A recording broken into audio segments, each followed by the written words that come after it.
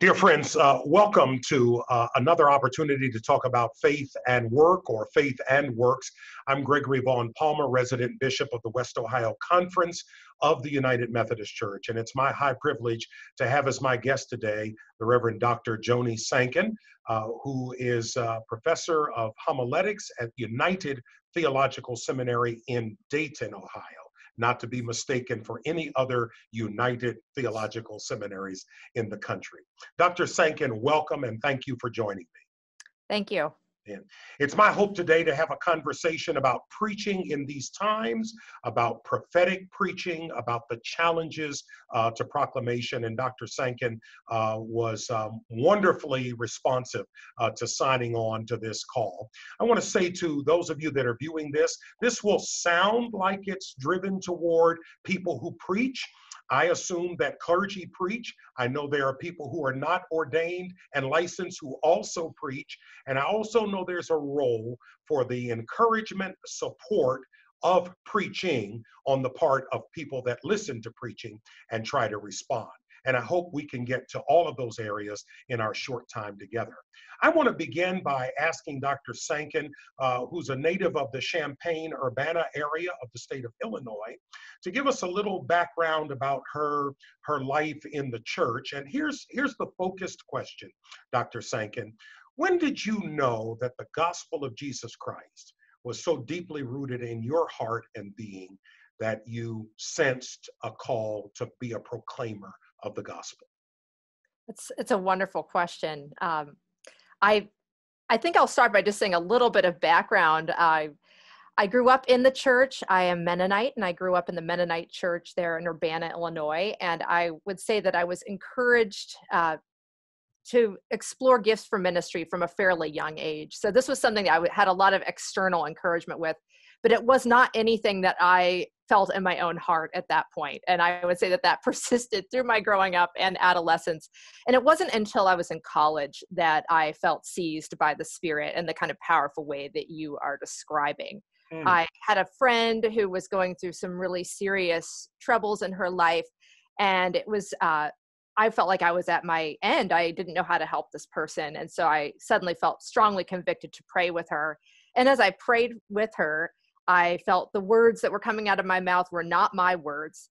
And I felt such this immense sense of the Spirit's presence that I felt I need to just be in that Spirit from now on. I don't want to be apart from what God is calling me to do. And I would like my voice to be a part of leading people in the way of healing and hope. And so since that time, I really have felt called. And then, of course, as many people experience who are in ministry, it varies. You have ins and outs, and how your ministry is lived out is tweaked over time.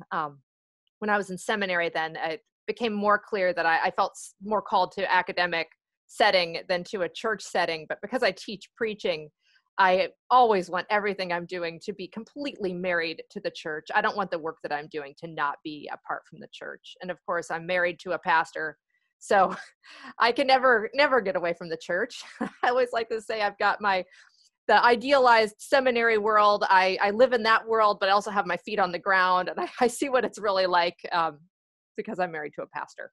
Absolutely.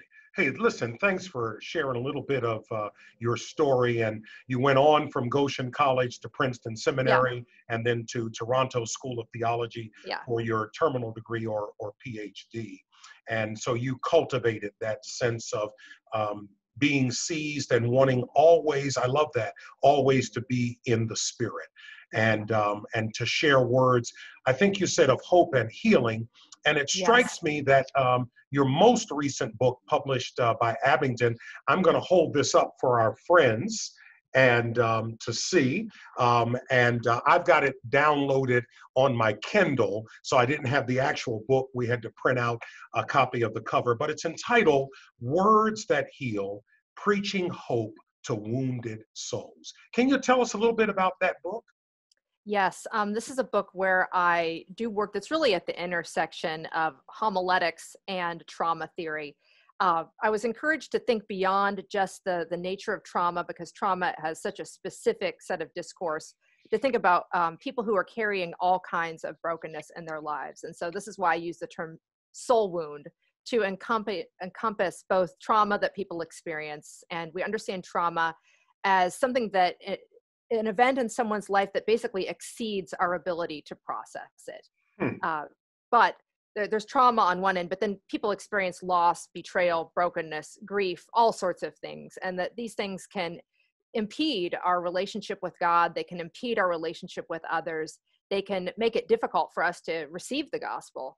And so that's what this book is really for. And it's really written to give pastors some tools to be trauma aware. It's not intended to replace counseling. When a pastor encounters someone who has serious soul wounds, it is always the right move to refer that person to a counselor. But as I say several times in the book, you cannot refer away your calling to preach to that brother or sister. So I think preaching is part of a whole congregational approach that can nurture resilience. It can grow hope in our congregations. And if we ever needed hope and resilience, it is now. So I'm thankful if the book is of use to people, especially now.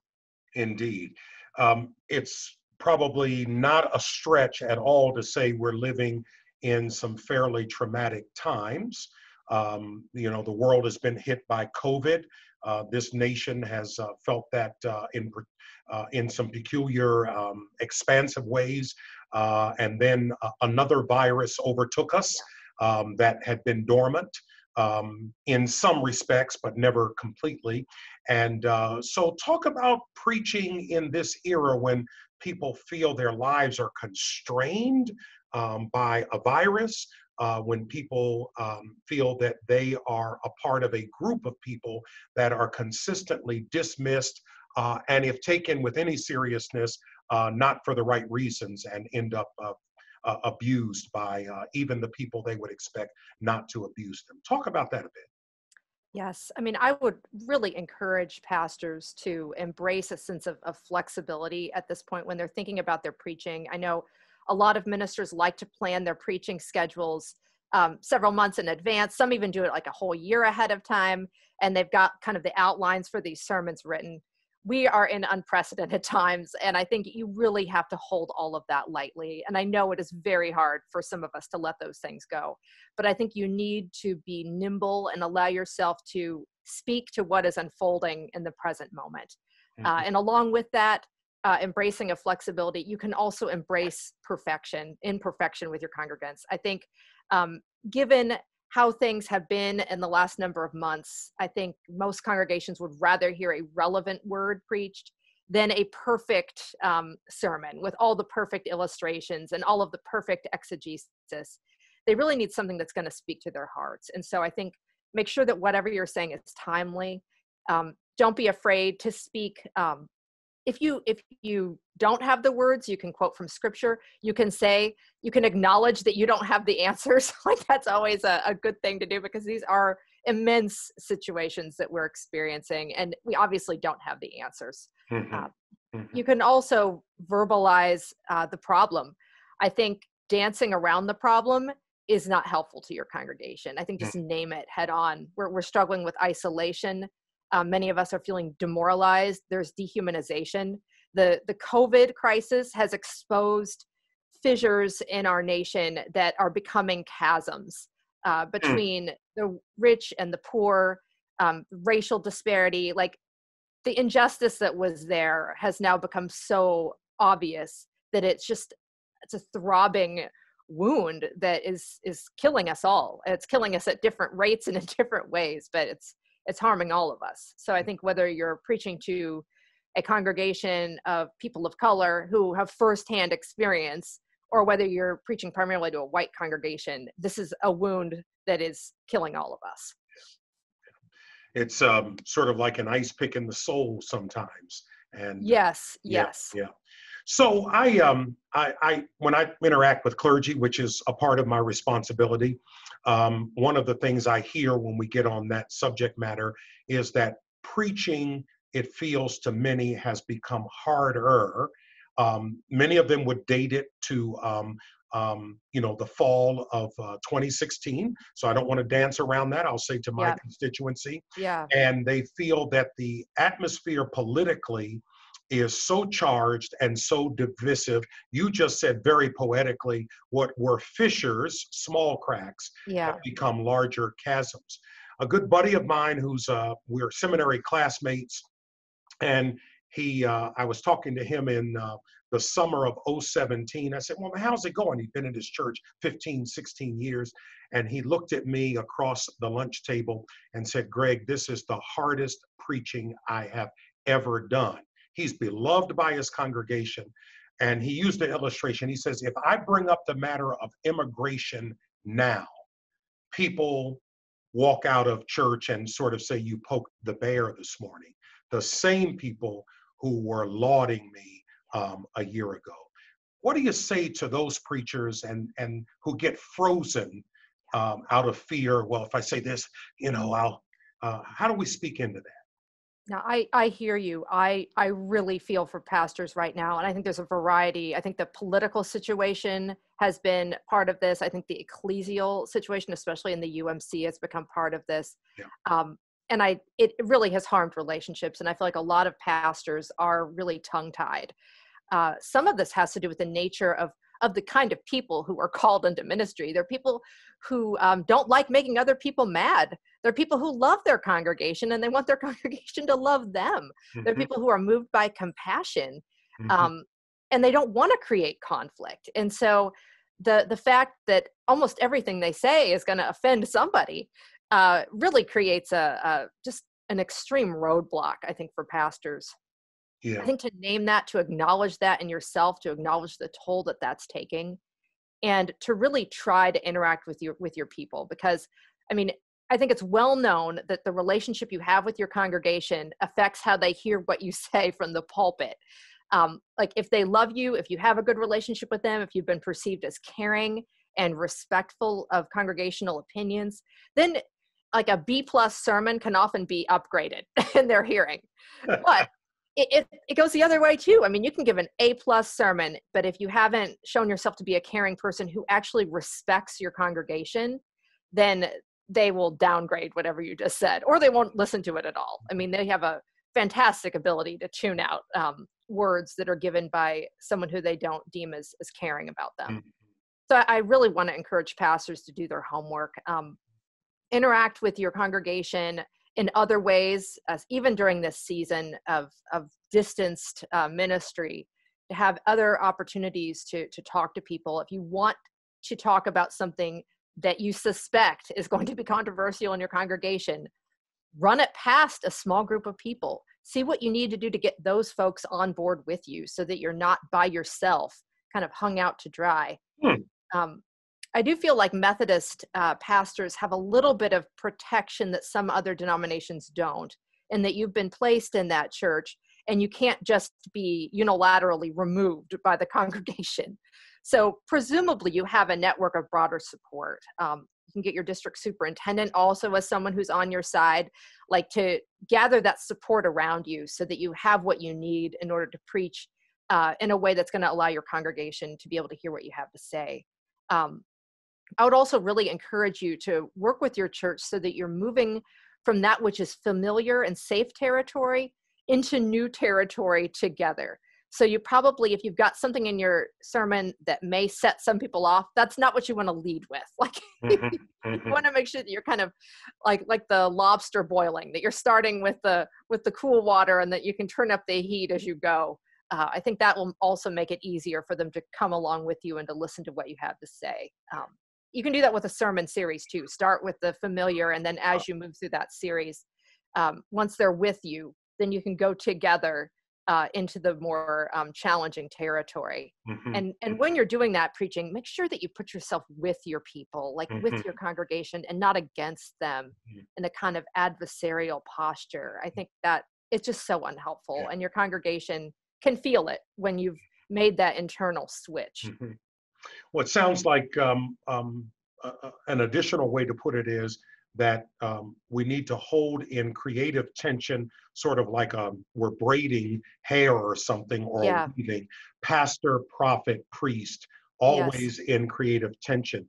Another way that I've put it over time is I've occasionally said to clergy, especially when you're the new guy or gal, so to speak, you Yes. may not want to lead with the John the Baptist, you brood of vipers. You might Yes. want to start off with, come unto me, all ye that labor and are heavy laden. Yes. And it's just sort of my own gymnastics. So you've talked about how clergy Yeah. might tread into difficult, Yeah. challenging conversations and not avoid the weightier matters, to paraphrase Jesus.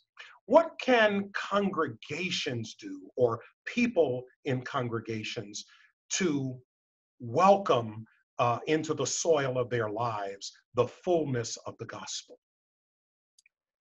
Boy, I mean, I think whenever there are these seasons like we have right now, I mean, the season we have now is just really unprecedented, but where it feels like there's so many impediments and that there's so many problems, I think to try to view one another as human beings and not as problems, and to view one another as opportunities for where God might be seeking to show you something. Mm. Even as we're processing our own emotions around this, I read something recently. There's a resource online that's a counseling facility, Shepherd's Heart Counseling Facility.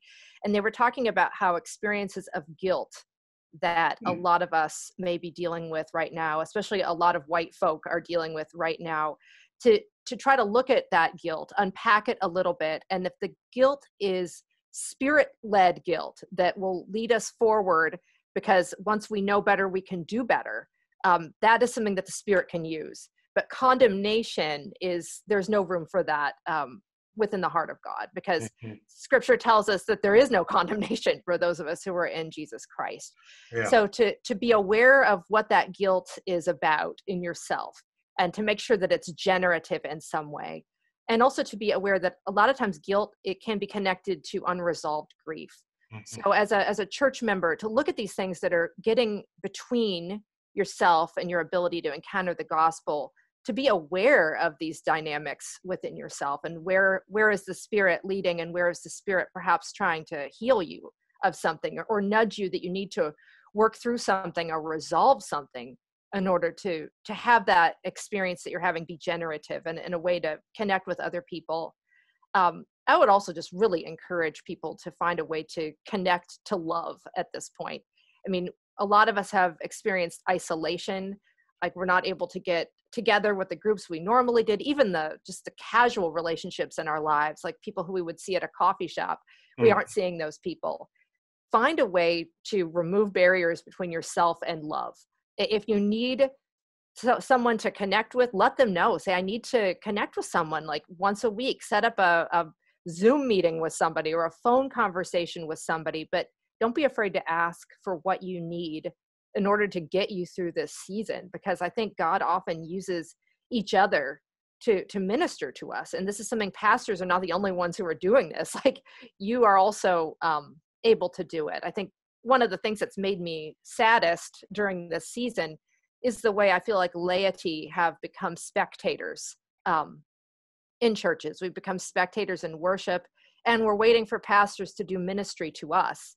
And then on the other hand, I'm interacting with pastors who are burned out. Like, they are exhausted, they're suffering from compassion fatigue, and they're blaming themselves for their own human limitations, which are actually a gift from God, so that we can actually stop and rest.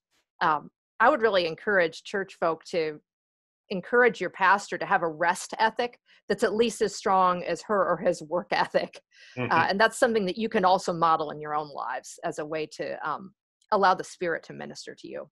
Wow, that's fabulous. Thank you. You're pouring out such great wisdom that we all need to hear in this work. You've got on the in the queue rather a seminar coming up in the summer on prophetic preaching. Kind of tell us what that's about, how people can connect to it, who some of the headliners in addition to Yeah. yourself will be. Yes. I'm going to be mostly working with the students on this, but it's offered as a continuing ed event for pastors. We've been doing this probably 17 or 18 years. Dick Esslinger was my predecessor running this event, but I've been doing it for the last few years. And our theme this year is actually called Exodus Preaching. And we're pulling from a book that is written by Kenyatta Gilbert, who is a professor of homiletics at Howard University. And I think that his work is just perfect for this time. We were already planning to have him come and lead us. It's going to be webinar format this year so that everyone can be safe as we participate together. Like the spirit just was really moving and that we had already planned to work with him. Dr. Gilbert's work, I think, really stands at that intersection of being prophetic and also pastoral in preaching. He's somebody who is a bridge builder across generations in the church, which I think is also really needed right now. There's just so many gifts that he has, and I'm really excited about what he's going to bring. So he'll be doing our plenary lectures, and then I'm also in the process of planning a panel discussion. I don't have all my people. I've invited some folks. I haven't heard back from them, so I don't want to say their names yet, but I'm wanting to invite a diverse panel of people who have had to engage with prophetic preaching in a number of different ways in ministry settings. So I'm hoping that those folks can interact with each other and with the participants in the webinar, just asking questions of practitioners who have been there and who can speak from their own experience. Sure, sure. The dates? It's August 12 to 14.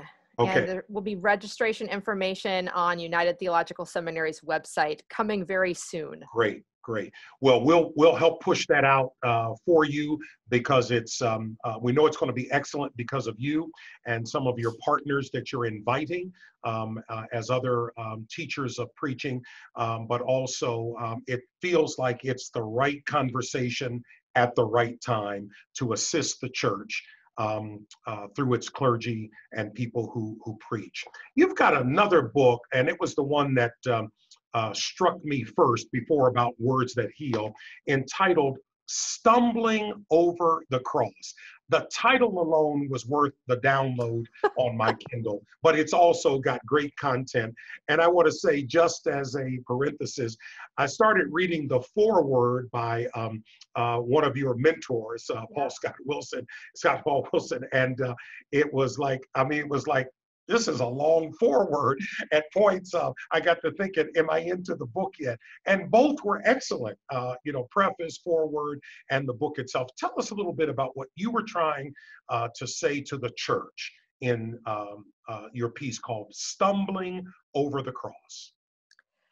This book started out as research that I did when I was in my PhD program. So there's probably maybe 10% of this book is my dissertation, but as the earth turned on its axis and I was working to try to find a publisher, it evolved, thankfully, because no one wants to read a dissertation.